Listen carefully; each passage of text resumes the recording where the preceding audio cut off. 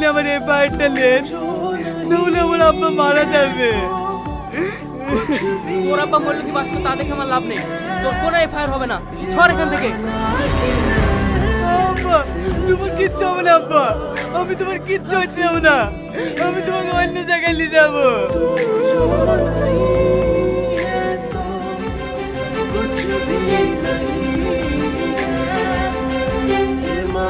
driver, একটু জোরে